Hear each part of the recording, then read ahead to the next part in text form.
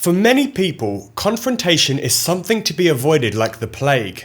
However, unfortunately, they are a fact of life for call center agents who have to deal with angry customers daily. Some reports even suggest that up to 1/3 of all inbound call center calls come from angry customers. But these calls are as important as they are uncomfortable, because if you manage to calm down and successfully assist an irate caller, you will likely have won yourself a long-term customer. Nevertheless, if a customer is behaving badly, you shouldn't have to suffer through their abuse. So in this video, we'll be looking at how to handle angry customers and when it's appropriate to throw in the towel and cancel the call. But before we dive into the topic, remember to hit the subscribe button and the notification bell below so you won't miss out on future videos. Stay tuned.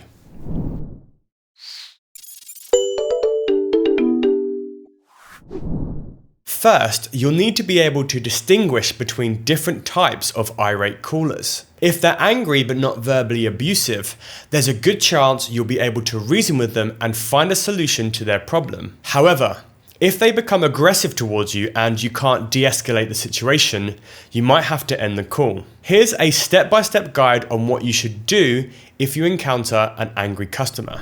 Don't take anything they say personally. I know this is easier said than done, but try to remember that the customer isn't angry at you, but rather at the company you represent. In this situation, you're the only one keeping this conversation together, and losing your nerve won't help anybody. Second, stay calm and listen without interrupting. You want to be sure you understand the problem completely before you try to make any suggestions. Furthermore, interrupting the caller might irritate them even more and make the situation worse. Third, try to empathize with the customer's experience. Apologize for any inconvenience and assure them that you can help solve their problem. By showing compassion, you might be able to convince the customer that you have their best interest at heart and, resultantly, calm them down. Fourth, explain to the customer the specific actions you'll take to rectify the situation. If the customer sees that a resolution is realistically within reach, they should be more cooperative. However, only do this if you really can solve the issue. Lying to your customer may get them off your back for the time being, but it will only cause you or someone in your team problems in the future.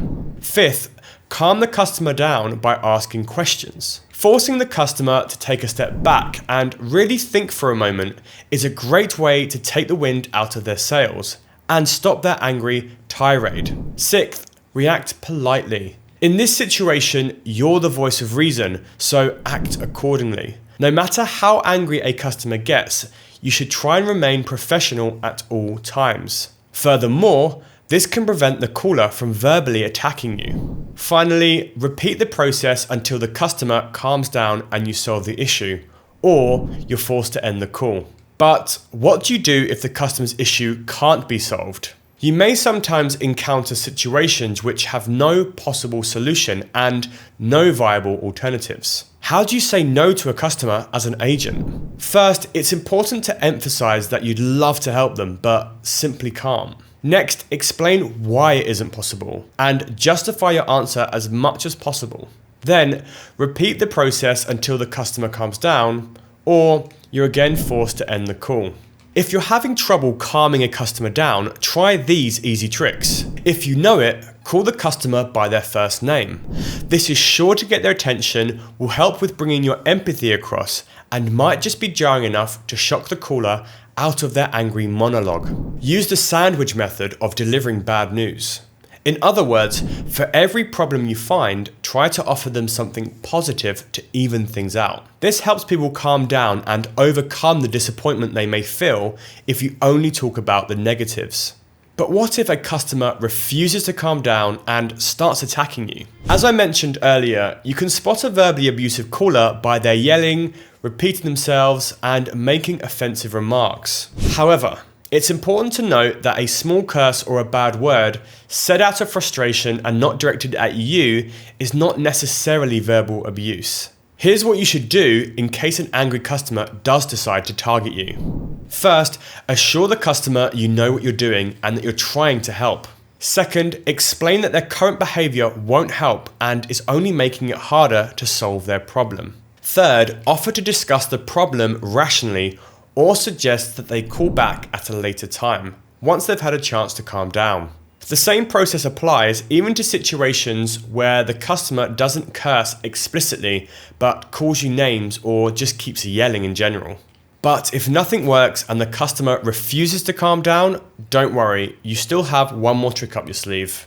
All you have to do is disconnect the call. However, it's important to explain why you're hanging up on them before you do so. That way, you give them a chance to realize that maintaining a sense of decorum really is in their best interest. And that just about covers it. If you're looking for more helpful videos on call center optimization or VoIP technology, make sure to check out some of our other videos on our website at cloudtalk.io. Or if you want to try out CloudTalk for yourself, click on the link in the pinned comment below for a free all-access trial plus complimentary calling credit. As always, if you've enjoyed this video and found it useful, don't forget to like, subscribe, and hit the notification bell. Thanks for watching.